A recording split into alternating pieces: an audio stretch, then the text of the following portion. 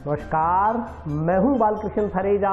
आप देख रहे हैं डेली लाइव। आइए शुरुआत करते हैं आज के मुख्य समाचारों की। जिले में दर्जनों स्थानों पर हुआ महंगाई राहत कैंपों का आयोजन, पंजीकरण करवाने उमड़े सैकड़ों नागरिक।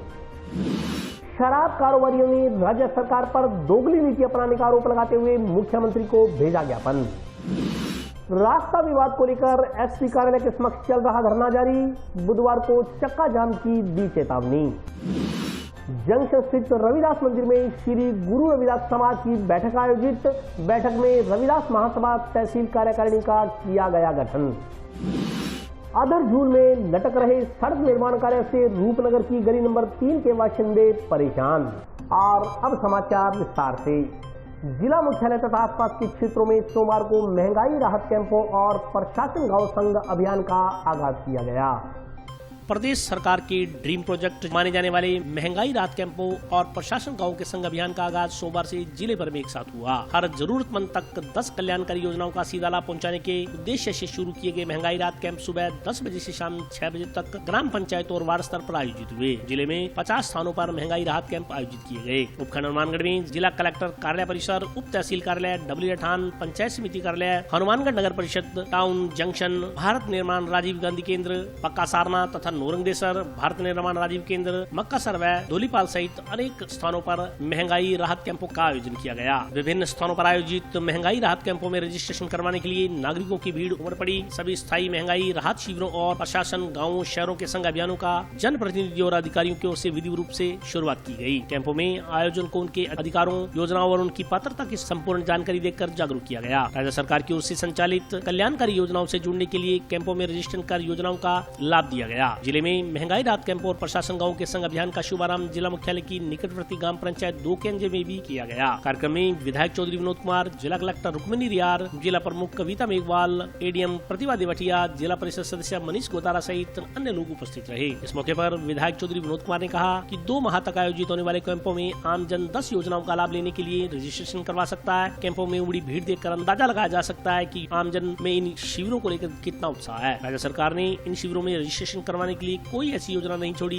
जिसका आमजन फायदा न ले सके। इस मौके पर बोलते हुए जिला कलेक्टर श्रीमती रुक्मिणी रियार ने कहा कि कैंपों में मुख्यमंत्री गैस सिलेंडर योजना के तहत 500 रुपए में सिलेंडर, मुख्यमंत्री निःशुल्क बिजली योजना के तहत घरेलू उपभोक्ताओं को 100 यूनिट प्रतिमाह निःशुल्क बिजली, मुख्यमंत्री निःशुल्क कृषि बिजली योजना के तहत कृषि उपभोक्ताओं को 2000 यूनिट प्रतिमाह निःशुल्क बिजली, मुख्यमंत्री निःशुल्क अन्नपूर्णा फूड पैकेट योजना के तहत राष्ट्रीय खाद्य सुरक्षा के दायरे में आने वाले सभी लाभार्थियों को प्रत्येक माह निःशुल्क अन्नपूर्णा फूड पैकेट, महात्मा गांधी नरेगा में 100 कार्य दिवस पूरा करने वाले परिवारों को 25 दिन का अतिरिक्त रोजगार एवं कथोड़ी सहरिया तथा विशेष योग्यजनों को 100 अतिरिक्त दिवस का रोजगार दिया जाएगा। जिला कलेक्टर ने बताया कि मुख्यमंत्री चिरंजीवी स्वास्थ्य बीमा योजना की सीमा 10 लाख से बढ़ाकर 25 लाख रुपए कर दी गई है। मुख्यमंत्री चिरंजीवी दुर्घटना बीमा योजना की राशि 5 लाख से बढ़ाकर 10 लाख रुपए कर दी गई है। उन्होंने बताया कि मुख्यमंत्री कामधेनु पशु बीमा योजना के तहत 2 दुधारू गोवंशीय पशुओं के लिए प्रति पशु 40,000 रुपए का बीमा कवर की योजना का रजिस्ट्रेशन भी किया जा रहा है। पहले तो आज पहला दिन है और ये सौभाग्य की बात है कि हम जो अपना पहला महंगाई राहत कैंप है वो आपके ग्राम पंचायत से शुरू कर रहे हैं और मैं उम्मीद करती हूँ कि ये जो कैंप अब 30 जून तक चलेंगे उसमें हमारे ज़िले के सारे विभिन्न योजनाओं के जो बेनिफिशरीज हैं उनको अपनी अपनी स्कीमों में लाभ मिले और वो आके अपना नामांकन जुड़ाएं। आपका नाम जुड़ने के लिए, आपको महंगाई से राहत देने के लिए जो सरकार ने व्यवस्था की है उसके बारे में मैं आपको अवगत कराना चाहूँगी। हर ग्राम पंचायत में हमने 2 दिन के ये कैंप आयोजन किए हैं। हमने नगर पालिका क्षेत्रों में भी ये कैंप 2-2 दिन के लिए हर वार्ड में इनका आयोजन किया है। आपको जिन स्कीमों में लाभ मिल रहा है वो लाभ ऐसे ही मिलता रहेगा। वो लाभ हम किसी प्रकार से रोकेंगे नहीं, परंतु माननीय मुख्यमंत्री महोदय द्वारा जो तय की गई है, चाहे वो नरेगा में 125 दिन का जो ऐलान किया है वो हो, या 100 यूनिट बिजली फ्री जो हम घर में दे रहे हैं वो हो, 2000 यूनिट बिजली फ्री जो गांव में कृषि क्षेत्र में है वो है, या जो पेंशन 1000 तक बढ़ाई गई है, पालनहार की योजना में 750 से 1500 जो बढ़ोतरी हुई है, और जो आपकी चिरंजीवी योजना में आपके 25 लाख तक का मुफ्त इलाज है, और जो दुर्घटना बीमा 10 लाख तक की गई है, और सिलेंडर जो योजना 500 रुपए की है, इन सभी योजनाओं का लाभ लेने के लिए आपको इन कैंपों में आके रजिस्ट्रेशन करानी है, ताकि तुरंत प्रभाव से आपको जो ऑलरेडी बेनिफिट मिल रहा है वो हम एकदम से उसकी बढ़ोतरी कर सके। मैं एक बार पुनः बताना चाहूंगी कि जो आपको अभी तक बेनिफिट मिल रहा है वो तो मिलता ही रहेगा। ये कैंप है कि आपको और अगर बेनिफिट लेना है उसके लिए आप आके कैंप में अपना नामांकन दर्ज कराएं। ये अच्छी सरकार, ये कल्याणकारी सरकार है, ये जनता द्वारा चुनी हुई जनता के लिए काम करने वाली सरकार है, जो अपने को इतने फायदे दे रही है। और ये तो गहरा ही गंगा है, और आके हमें जगा रहे हैं कि आप सचेत हो जाओ, इन सुविधाओं का आप लाभ उठाओ और ज्यादा से ज्यादा आपको लाभ मिले। इसके साथ साथ जो हमारे कर्मचारी सभी विभागों के यहाँ है, उनमें भी अगर कोई दिक्कत है वो भी आप नोट कराओ ताकि पूरी हो सके। इन योजनाओं का 10 तो इन्होंने मुख्य योजनाएं चुनी है, बाकी अगर सारी योजनाएं बताने लग जाए तो मेरे ख्याल में शाम तक ही पूरी नहीं हो सकती। हमारे मुख्यमंत्री जी ने दिल खोल करके जनता के लिए नई नई स्कीमें, और जो ये इनको उन्होंने मुख्यमंत्री निःशुल्क ये बिजली योजना चालू की है, इसकी कभी किसी ने कल्पना नहीं की थी कि हमें 100 यूनिट बिजली फ्री मिल जाएगी, या जमींदार के लिए, किसान के लिए 2000 यूनिट बिजली फ्री मिल जाएगी। गैस सिलेंडर जो आज 1140 रुपए में यहाँ मिल रहा है वो 500 रुपए में मिलेगा। ऐसी स्कीमें मुख्यमंत्री जी ने निःशुल्क कृषि कनेक्शन के, मुख्यमंत्री निःशुल्क अन्नपूर्ण फूड पैकेट योजना भी लागू की है। मुख्यमंत्री सामाजिक सुरक्षा पेंशन योजना के न्यूनतम पहले 500 और 750 रुपए मिलते थे, अब न्यूनतम 1000 से शुरुआत होगी और हर साल 15% बढ़ेगी। तो आप तो सरकारी कर्मचारी बन गए हैं, हर साल ऑटोमेटिक आपकी पेंशन बढ़ने लग जाएगी। जैसा कि आप जानते हैं कि आज महंगाई राहत कैंप की इनॉग्रेशन है और 30 जून तक ये अभियान चलाया जाएगा सरकार के द्वारा। तो उसका इनॉग्रेशन आज यहाँ हमने किया है और हम उम्मीद कर रहे हैं कि हमारे पूरे ज़िले में ज़्यादा से ज़्यादा बेनिफिशरीज आएंगे और अपना नाम जुड़वाएंगे, ताकि उनको जो सरकार की जन कल्याणकारी योजनाएं हैं उनका फायदा मिल सके। जो भी डायलॉग हो रहा है वो सरकार के स्तर पे हो रहा है, पर कुछ लोग वापस आ गए हैं, वो हमारे कैंप्स में हैं। जो नहीं है उनका काम हम कर रहे हैं या जो बाकी कर्मचारी है वो कर रहे हैं। हमारा प्रयास यही है कि किसी की हड़ताल पे ना जाने या ना जाने से लोगों को फायदा पहुंचाने में हमारी तरफ से कोई कमी नहीं। सिलेंडर 1140 मेरे को 500 मिल रहा है। ये तरीका हुई जिंदगी में योजना जिसकी 10 लाख 25 लाख में फ्री रहा। दुर्घटना बीमा 5 लाख हो 10 लाख हो, मतलब कोई भी सुविधा है। अच्छा, इंदिरा रसोई चालू करना है गाँव में। अच्छा, पेंशन जी की न्यूनतम 1000 रुपये और हर साल 15% बढ़ेगी। तो मेरे ख्याल में कोई स्कीम आज छोटी को नहीं थी, लोगों ने फायदे देंगे। उनको रजिस्टर आप 100 यूनिट बिजली का जी माफ, 2000 किसाना की माफ। भाई ये सरकार को कोई मोल ही को नहीं थी स्कीम ज़्यादा से ज़्यादा लोग कराएगा तो जल्दी फायदा हो जाएगा। कैंप 2 महीने चल रहा है, 2 महीना में कभी भी रजिस्ट्रेशन करा सकते। तो मैं समझूंगी और लोगों में बड़ा उत्साह है। आज काम के मौसम होने के बावजूद हजारों आदमी अपने आप में बहुत बड़ी लोगों का आकर्षण है। मैं समझूँ और कामयाब ऐसे लोगों ने। पक्का सारना के नजदीक एक ढाणी में रास्ता विवाद को लेकर एसपी ऑफिस के सामने चल रहा धरना सोमवार को भी जारी रहा। आंदोलनकारियों ने आरोपियों की गिरफ्तारी नहीं होने पर चक्का जाम करने की चेतावनी दी है। पक्का सारना के नजदीक 23 LLW की एक ढाणी में रास्ता विवाद को लेकर एसपी कार्यालय के समक्ष दिया जा रहा धरना सोमवार को भी जारी रहा। सोमवार को विभिन्न संगठनों के सदस्यों ने एसपी कार्यालय के समक्ष नारेबाजी कर पवन व्यास नामक व्यक्ति को गिरफ्तार करने की मांग की। इस मौके पर बोलते हुए वक्ताओं ने कहा कि पवन व्यास नामक व्यक्ति की जमीन एक अनुसूचित जाति की महिला की जमीन के साथ पवन व्यास नामक व्यक्ति की जमीन पड़ती है। अनुसूचित जाति की महिला गरीब परिवार से है। उन्होंने आरोप लगाया कि उक्त महिला अपनी ढाणी को जाने के लिए रास्ते की मांग कर रही है, जिससे नाराज होकर पवन व्यास के कथित भेजे गए लोगों ने उक्त महिला और उसके परिवार के साथ मारपीट की। वक्ताओं ने कहा कि मारपीट के विरोध में अनिश्चितकालीन धरना चल रहा है और मारपीट के विरोध में जंक्शन थाना में 118/223 नंबर मुकदमा भी दर्ज करवाया गया। इस संदर्भ में दर्ज मुकदमे को काफी समय हो चुका है, लेकिन पुलिस कोई कार्रवाई नहीं कर रही। आज वक्ताओं ने चेतावनी दी कि यदि पुलिस ने आरोपियों को गिरफ्तार नहीं किया तो कल से भगत सिंह सिंह चौक के सामने धरना देकर चक्का जाम हड़ताल किया जाएगा। वहीं दूसरी ओर आज कुछ लोगों ने पवन व्यास के पक्ष में पुलिस उप अधीक्षक को ज्ञापन सौंपा। इस मौके पर ज्ञापन देने आए लोगों ने कहा कि पवन व्यास पर झूठे मुकदमे दर्ज करवा दबाव बनाने का प्रयास किया जा रहा है। उन्होंने कहा कि उक्त लोगों ने पहले संबंधित विभागों में कई बार रास्ते के लिए प्रार्थना पत्र दिया, मगर हर बार वे न्यायालय के माध्यम से रास्ता प्राप्त नहीं कर सके। उन्होंने कहा कि यदि न्यायालय उचित समझे तो उन्हें रास्ता देने में कोई आपत्ति नहीं है, मगर कुछ जातिगत संगठनों के सहयोग से अनुसूचित जाति के कुछ लोग इस मामले में मुकदमों के माध्यम से दबाव बनाना चाहते हैं, जिसे कतई सहन नहीं किया जाएगा। उन्होंने प्रार्थना पत्र में पुलिस अधिकारियों से अनुरोध किया कि मामले की गहनता से जांच होनी चाहिए और दोषी व्यक्तियों को सजा मिलनी चाहिए। इस संदर्भ में स्पष्टीकरण देते हुए अतिरिक्त पुलिस अधीक्षक जसाराम बोस ने कहा कि पुलिस पर आरोप लगाना आसान है, मगर पुलिस की कोई मंशा नहीं है कि किसी निर्दोष व्यक्ति को बिना मतलब फंसाया जाए। उन्होंने कहा कि मामले की जांच की जा रही है, जो भी दोषी पाया जाएगा उसके खिलाफ कार्रवाई की जाएगी। कोई थे जो उस रास्ते से निकल रहे थे और उन्होंने मौका पा करके उस पर हमला कर दिया, और उसके बाद में पुलिस प्रशासन क्या करता है, वहां मौके से 5 व्यक्तियों को उठाता है, 5 को उठाता है और 3 को रास्ते में छोड़ देती है और 2 को 151 में गिरफ्तार करके पेश कर देती है। तो साथियों, हमें यह क्यों आना पड़ा? क्योंकि ये जो पुलिस प्रशासन है उससे हमें न्याय की कोई उम्मीद नहीं है। अगर पुलिस प्रशासन चाहता कि इस परिवार को न्याय दिलाना है तो हमें इस धरने पे यहाँ इतने लोग इकट्ठे नहीं होने होते। अभी जो हमारा लगातार 5 दिन से धरना चल रहा है पक्का सारना मामला को लेकर के, बच्चे के साथ जो मारपीट हुई, प्रशासन के साथ अभी वार्ता हुई। आज एक बड़ा पड़ाव रखा गया था। वार्ता में एसपी साहब ने हमें कल का टाइम दिया है, क्योंकि अभी उसके 164 के बयान हो गए, 164 के बयान की कॉपी नहीं मिली है। तो एसपी साहब ने बोला है कि कल कॉपी मिलते ही मैं तुरंत गिरफ्तारी कर लूँगा।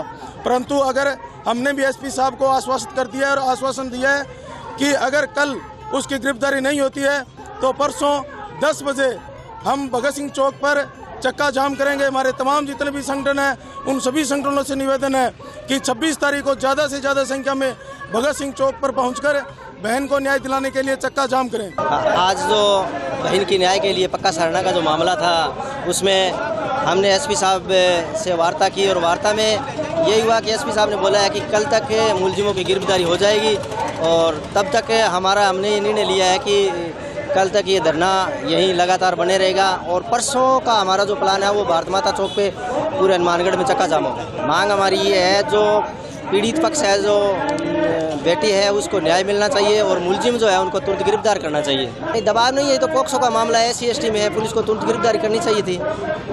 सामने वाले तो अपने बचाव के लिए कुछ भी कह सकते हैं। पवन कुमार व्यास है, जो मेरे ताऊजी का लड़का है पक्का सारना से, उनकी 23 LLW में ज़मीन है। तो उनका छिपते ही कृष्णलाल वगैरह की जो ज़मीन है वो अनुसूचित जाति के लोग हैं और उनकी 6 बीघा ज़मीन है, तो वो उसमें से रास्ते की मांग कर रहे हैं। उन्होंने वो रास्ता मंजूर करवाने के लिए न्यायालय में प्रार्थना पत्र दिया, तो उनका वो प्रार्थना पत्र खारिज हो गया। फिर वो RW में गए, वहाँ भी खारिज हो गया। उनको कोर्ट से कोई रास्ता नहीं मिला। अब वो ज़ोर ज़बरदस्ती से रास्ता लेना चाहते हैं और बार बार ये दबाव बना रहे हैं, मुकदमे करवा रहे हैं भी, ये मुकदमों के दबाव में आकर के हमें रास्ता दे दे। न्यायालय अगर उन्हें कोई रास्ता मंजूर करता है, देता है, तो हमें कोई आपत्ति नहीं है, लेकिन वो ज़ोर ज़बरदस्ती से रास्ता लेना चाहते हैं और उन्होंने अब एक झूठा मुकदमा दर्ज करवाया। तो हम ये चाहते हैं भी ऐसे मुकदमे आज हमारे खिलाफ हुए हैं, कल वो ऐसे किसी के खिलाफ भी हो सकते हैं और ऐसे दबाव में काम नहीं करना चाहिए, ताकि समाज में एक अच्छा मैसेज जाए और ऐसे लोगों के खिलाफ जो झूठे मुकदमे करवाते हैं उनके खिलाफ कार्रवाई होनी चाहिए। पक्का सारना के पवन व्यास के खिलाफ यहाँ पर कुछ लोगों ने, कुछ असामाजिक लोगों ने दबाव बनाने की रणनीति के अंतर्गत एक मुकदमा दायर किया है। हम आज DSP साहब से मिले हैं।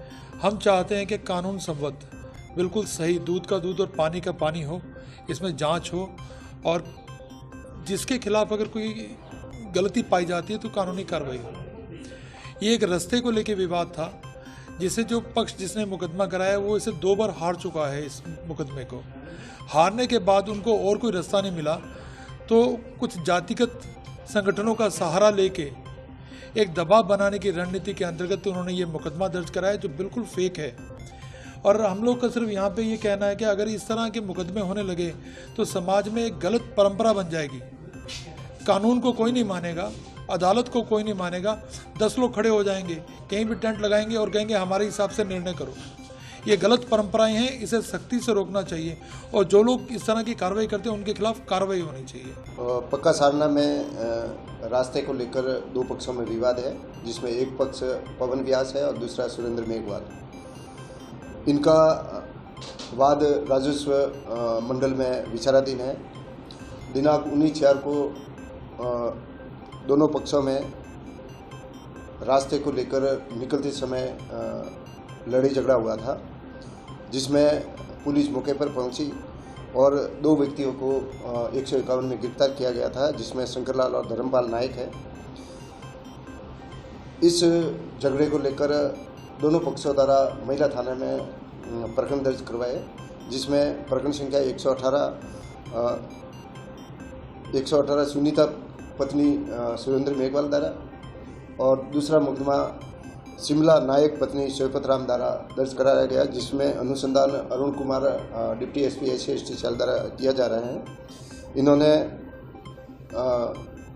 घटनास्थल पर पहुंचकर घटनास्थल का निरीक्षण एवं मुस्किस पक्ष दोनों पक्षों से अनुसंधान किया है और इनका अनुसंधान जारी है और दोनों प्रकरणों में सही और निष्पक्ष अनुसंधान कर अग्रिम कार्रवाई की जाएगी। एक पक्ष जो सुरेंद्र मेघवाल वाला पक्ष है वो धरने पे बैठा है और गिरफ्तारी की पवन व्यास की गिरफ्तारी की मांग को लेकर उनकी मुख्य मांग है। तो ये अनुसंधान से ही स्पष्ट हो पाएगा कि पवन व्यास की क्या भूमिका है और उसके बाद उसमें अग्रिम कार्रवाई की जाएगी। विवाद रास्ते की मांग को लेकर है, चूँकि सुरेंद्र मेघवाल को अपने खेत में जाने के लिए, ढाणी में जाने के लिए रास्ता नहीं है जो रेवेन्यू से संबंधित है और रेवेन्यू द्वारा रास्ता मौखिक रूप से ऐसा ज्ञात हुआ कि मौखिक रूप से दिया गया था। जिस रास्ते से जा रहे थे वही मौखिक रूप से दिया हुआ है अथवा नहीं, वो अनुसंधान का विषय है और अनुसंधान से ही ये पता चल जाएगा कि वास्तविक घटनाक्रम में कौन दोषी और कौन नहीं। प्रकरण दर्ज होने के बाद पुलिस की भूमिका आ जाती है और पुलिस के ऊपर तो आरोप जो भी लगाए जा रहे हैं वो गलत लगाए जा रहे हैं, क्योंकि प्रकरण दर्ज होने के बाद अनुसंधान से ही स्पष्ट हो पाएगा कि कौन दोषी है। जंक्शन स्थित श्री रविदास मंदिर में श्री गुरु रविदास समाज महासभा तहसील कार्यकारिणी का गठन किया गया। जंक्शन रेलवे ओवरब्रिज के नीचे स्थित श्री गुरु रविदास गुरुघर में श्री गुरु रविदास समाज महासभा तहसील कार्यकारिणी का गठन किया गया। कार्यक्रम की अध्यक्षता संरक्षक लखपत राय मेहरडा ने की। चुनाव पर्यवेक्षक के रूप में प्रदेश सचिव मनसुखजीत सिंह बंगा मौजूद रहे। पदाधिकारियों ने बताया कि महासभा का उद्देश्य समाज में शिक्षा का प्रचार प्रसार करते हुए कुरीतियों को मिटाना तथा सामाजिक कार्य करना है। बैठक में सर्वसम्मति से बलवीर सिंह जंडावाली को तहसील अध्यक्ष, परमेंद्र कुमार को तहसील उपाध्यक्ष, बलकरण सिंह, गुरप्रीत सिंह व सोनलाल अलवरिया को तहसील सचिव, धर्मेश डोसीवाल को प्रवक्ता चुना गया। बैठक में तहसील अध्यक्ष व उपाध्यक्ष को अपनी कार्यकारिणी बनाने का अधिकार दिया गया। महासभा के पदाधिकारियों ने कहा कि आगामी दिनों में सभी तहसीलों पर श्री गुरु रविदास समाज महासभा की कार्यकारिणी का गठन किया जाएगा तथा तहसीलों के सदस्य डोर टू डोर जाकर संपर्क स्थापित करेंगे। उन्होंने कहा कि सभी नवनिर्वाचित पदाधिकारियों को कर्तव्य निष्ठा तथा आदर्शों पर चलते हुए समाज के उत्थान के लिए कार्य करना चाहिए। इस अवसर पर अजमेर सिंह, जगजीत सिंह, संदीप सिंह, हेमचंद मंडिया, सुरेंद्र कुमार, राजेंद्र कुमार कटारिया, पूरण मंडिया, डॉक्टर बलविंदर सिंह, श्यामलाल रंगा, बाबाराम सिंह, मोहनलाल मंडिया, प्रकाश मंडिया, राजेश कुमार, बनवारी लाल, जसपाल सिंह, कुलदीप सिंह, श्री राम रंगेरा सहित अन्य लोग उपस्थित रहे। बाबा साहब अम्बेडकर और श्री गुरु रविदास महाराज के न्याय पर कार्य करूंगा। मैं अपने आदर्शों में बाबा साहब और हमारे महापुरुषों को सतगुरु रविदास महाराज जी को अपने आचरण में उतारने का कोशिश करूंगा और समाज में फैली कुरीतियों को मिटाने का और महापुरुषों की विचारधारा फैलाने का संकल्प लेता हूँ। श्री गुरु रविदास महासभा हनुमानगढ़ जो तहसील अध्यक्ष सानू बनाया गया, सारी ही टीम ਸ੍ਰੀ ਗੁਰੂ ਰਵਿਦਾਸ ਮਹਾਸਭਾ ਦੇ ਵਿਚਾਰਾਂ ਤੇ ਚੱਲਣ ਦਾ ਪੂਰਾ ਸਹਿਯੋਗ ਕਰਾਂਗੇ। ਸਮਾਜ ਨੂੰ ਬੁਰੇ ਕਰਮਾਂ ਤੋਂ ਬਚਾਉਣ ਤੋਂ ਵੱਧ ਸਹਿਯੋਗ ਕਰਾਂਗੇ, सेवा करांगे। सारी टीम का साडा ये उद्देश्य है। आज श्री गुरु रविदास गुरु घर हनुमानगढ़ में श्री गुरु रविदास समाज महासभा जो कि पूरे राजस्थान में कार्य कर रही है, और उसी संदर्भ में हमने आज तहसील हनुमानगढ़ की कार्यकारिणी का सर्वसम्मति से गठन किया। और जो हमारा इस महासभा को बनाने का उद्देश्य है, जो समाज में व्याप्त कुरीतियां हैं उनको मिटाना, और जो शिक्षा से वंचित हमारे बच्चे हैं उनको जोड़ना, और नशे की प्रवृत्तियों से समाज को दूर हटाना, और विभिन्न प्रकार के हमारे इसके उद्देश्य हैं जिनको की मद्देनज़र रखते हुए इस महासभा का गठन किया गया है। सभी तहसीलों में हमने इसी तरह कार्यकारिणियाँ गठित की हैं। उसी संदर्भ में आज हमारे बीच में तहसील अध्यक्ष मान्यवर बलबीर सिंह जी को चुना गया, तहसील उपाध्यक्ष परमेंद्र जी को, और तहसील सचिव हमारे साथी बलकरण सिंह, गुरदीप सिंह और सोनलाल जी को, और हमारे जो तहसील के प्रवक्ता है धर्मेश डोसीवाल जी को चुना गया सर्वसम्मति से। तो हमारा उद्देश्य जो रहेगा पूरी तहसील का, समाज को पूरे ज़िले में जागृत करना। और अभी वक्त ब्रेक का, हाजिर होता हूँ छोटे से ब्रेक के बाद।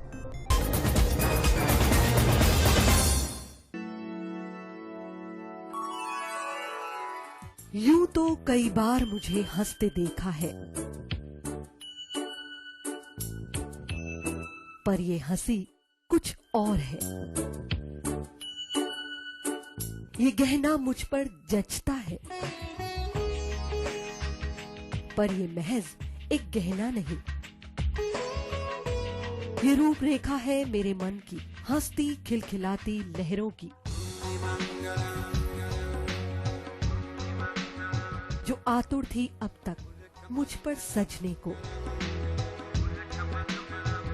इसलिए ये गहना ही मेरा सच्चा श्रृंगार है, श्रृंगार है, श्रृंगार है।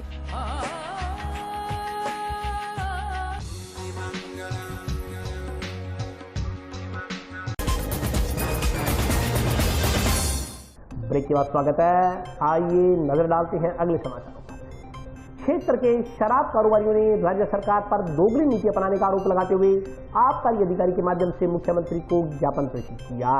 क्षेत्र के शराब व्यवसायियों की बैठक सोमवार को जंक्शन में आयोजित हुई। बैठक में मौजूद शराब व्यवसायियों ने सरकार व आबकारी विभाग पर दोगली नीति का आरोप लगाते हुए जिला आबकारी अधिकारी को मुख्यमंत्री और आबकारी मंत्री के नाम ज्ञापन सौंपा। मांगे नहीं माने जाने पर शराब व्यवसायियों ने दुकानों की चाबियां आबकारी विभाग को सौंपने की चेतावनी दी है। राजस्थान लिकर कॉन्ट्रैक्टर यूनियन के पदाधिकारियों ने बताया कि पिछले एक माह से आबकारी बंदोबस्त चल रहा है। आबकारी बंदोबस्त के तहत सरकार की ओर से शराब दुकानें इतनी महंगी कर दी गई है, रेवेन्यू इतना बढ़ा दिया गया है कि शराब ठेकेदार इन दुकानों को चलाने में असमर्थ हैं। उन्होंने बताया कि विभाग की ओर से पहले दुकानें रिन्यू करवाने के समय शराब ठेकेदारों को काफी लोभ लालच दिया गया, लेकिन अब विभाग की ओर से दोगली नीति के तहत शराब ठेकेदारों को प्रताड़ित किया जा रहा है। उनके खिलाफ झूठे मुकदमे बनाए जा रहे हैं, उन्हें प्रताड़ित कर कहा जा रहा है कि वे दुकानें उठा लें। उन्होंने कहा कि सरकार की ओर से समय 3-4 सरकारी दुकानें भी खोली गई हैं, लेकिन उनकी कोई गारंटी नहीं, जबकि शराब ठेकेदारों के लिए यह पाबंदी लगाई जाती है। उन्हें माह में 12 लाख रुपए की शराब उठानी पड़ती है। इस तरह सरकार दोगली नीति अपना रही है। शराब व्यवसायी इस नीति के खिलाफ हैं। उन्होंने बताया कि अगर शराब व्यवसायियों की समस्या का समाधान नहीं हुआ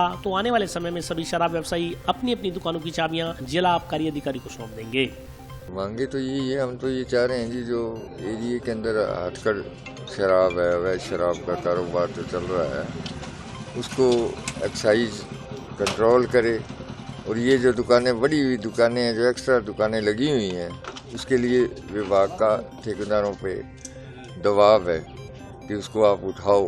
वो दुकानें महंगी हैं इसलिए ठेकेदार उठा नहीं सकते, तो उसको या तो विभाग ऊपर से उन दुकानों को समाप्त करे या उनको मार्जिन में ला के उसकी जो राशि है उसको कम करके ठेकेदारों को दी जाए। ठेकेदार लेने को तैयार है। आबकारी विभाग हमारा जो है खुद का विभाग है, हम इससे सहयोग की अपेक्षा करते हैं। ये हमारे ठेकेदारों को किसी तरह से परेशान नहीं करे, क्योंकि ठेकेदार हमेशा एक्साइज ड्यूटी पेड माल बेच रहा है, कोई अवैध माल नहीं बेच रहा। सरकार का ड्यूटी पेड माल है, इसलिए उसका सहयोग किया जाए। जो अवैध है उसको बंद कराया जाए, उसके लिए हम भी एक्साइज के साथ हैं, उसको बंद कराओ। शहर के अंदर जैसे 8-10 ठेके हैं मेन जो नहीं उठे हैं, तो वो एक्चुअल में क्या है, समय समय पर 1-1, 2-2 दुकान बढ़ के दुकानों की संख्या ही ज़्यादा बढ़ गई है। सिटी की जो जनसंख्या है उसके हिसाब से वो दुकानें हैं ही ज़्यादा, एक्स्ट्रा है, इसलिए वो नहीं उठी। उनके रेट ज़्यादा है, अगर उनको या तो उनको रेट कम किया जाए या उन दुकानों की जो संख्या है वो घटाई जाए तो ठेकेदार ले लेंगे। अब इस बड़े हुए भाव में तो कोई ठेकेदार उठाने को तैयार नहीं है, ले नहीं सकते। ये समस्या लेके हम अपने डीओ साहब के पास आए हैं और ऊपर समाचार डीओ साहब हमारा भेजेंगे। एक्साइज तो देखो जो काम कर रहा है कॉन्ट्रैक्टर है उसको कहते ही हैं ये लोग भी, आप लोग उठाओ इनको, दुकानों को उठाओ, ये फर्श तो दुकानें आप लो, लेकिन बात तो वही है, या तो उनको कम करो और या उनकी जो मनी है वो कटाओ। जीएसएम ने खुद इस बार अपने सेल्समैन बिठा के और उन दुकानों को शुरू करवाया, तो हम तो चाहते हैं भी विभाग अगर चलाए तो बहुत बढ़िया बात है, विभाग चलाए उन दुकानों को, जिससे कम से कम विभाग को इस बात का पता चले, विभाग भी अवगत हो भी इन दुकानों की क्या बिक्री है, ठेकेदार किस तरीके से इसको साइन करके चला रहे हैं, उससे चलाए, कोई दिक्कत नहीं। तो अगर इस तरीके से मांगे पूरी नहीं होती, ये महंगी दुकानें हैं, तो जो दुकानें पहले हैं वो भी ठेकेदार तो पहले से परेशान ही है, उनका कोटा तो ज़्यादा है ही, और अगर नहीं मांगे पूरी होगी तो फिर आने वाले समय में ठेकेदार क्या करेंगे, उनको बंद करेंगे और तो क्या करेंगे। आदर्श झूल में लटक रहे सड़क निर्माण कार्य से रूपनगर की गली नंबर 3 के बाशिंदे परेशान हैं। वार्डवासियों ने सड़क निर्माण कार्य शीघ्र पूरा किए जाने की मांग की है। टाउन स्थित रूपनगर की गली नंबर 3 के बाशिंदे सड़क के अधूरे पड़े निर्माण कार्य के कारण परेशान है। वार्डवासियों ने बताया कि नगर परिषद को इस सड़क को बनाने के लिए आग्रह किया गया था। नगर परिषद ने वार्डवासियों के आग्रह को स्वीकार करते हुए सड़क निर्माण कार्य का टेंडर किया। ठेकेदार ने सड़क बनाने के लिए कार्य शुरू किया, मगर कार्य को बीच अधूरा छोड़कर ही चला गया। वार्डवासियों ने कहा कि सड़क निर्माण के लिए कुछ सड़क को खड़ा गया और बाद में अधूरे कार्य को छोड़ दिया गया। वार्डवासियों के अनुसार गली में जगह जगह तोड़फोड़ कर दी गई है, जगह जगह पत्थर बिखरे पड़े हैं, जिससे को अपने घरों में आने जाने के लिए परेशानियों का सामना करना पड़ रहा है। वार्डवासियों के अनुसार जब इस संदर्भ में उन्होंने ठेकेदार से बातचीत की तो ठेकेदार ने कहा कि सड़क बनाने से पहले इसमें पाइपें डाली जाएंगी। वार्डवासियों के अनुसार पाइप डालने का कार्य भी लगभग 1.5 माह से पूरा हो चुका है, मगर सड़क निर्माण कार्य का काम अभी भी शुरू नहीं किया गया है। वार्डवासियों ने नगर परिषद आयुक्त से सड़क के अधूरे पड़े निर्माण को शीघ्र ही पूरा करने की मांग की है। 7-8 महीने हो गए, ये पानी की सड़क बनाने के लिए तोड़ी गई थी, पानी की पैप डालेगी, पहले बोला पानी की पैप नहीं डाली है तो वो पानी की पैप डालेगी फिर सड़क बन जाएगी, तो पानी की पैप डल गई। अब उसको भी 2-3 महीने हो गए पानी को पैप डाले हुए, इसके बाद ध्यान नहीं दिया, पार्षद ध्यान नहीं करता है, यहाँ से गली में निकलता नहीं है, ये छोड़ ही दिया इसने रास्ता यहाँ पर आना। अभी कह रहे हैं बनाएंगे, अभी क्या पता कब बनाएंगे, अभी दिक्कत बहुत हो रही, खड्डे हो रहे हैं सारे सड़कों में, पानी भर जाता है, नालियों में से पानी आ जाता है, बाहर कचरा आ जाता है, सारे आने जाने की स्कूल है, बच्चे सारे आने जाने को बहुत दिक्कत हो रही है। ये रोड है, इसका मेरे को पूरा पता तो नहीं कब टेंडर हुआ था, मेरे ख्याल में 7वें महीने में हुआ था, तो ये दोबारा अब 7वां महीना आने वाला है। तो ये अगर ये बीच में ना तोड़ के छोड़ दिया, अगर नहीं तोड़ते ना इसको तो पहले कुछ ठीक थी, आने जाने के लिए तो ठीक था, अब हमें आना जाना बहुत मुश्किल है। अब ठेकेदार को कहते हैं तो उसने पहले बहाना लगाया था, अभी पहले पाइप डलेगी पानी वाली, फिर मैं काम शुरू करूँगा। तो पाइप डले को भी 1.5 महीना हो गया आज, तो वो ठेकेदार काम शुरू नहीं कर रहा।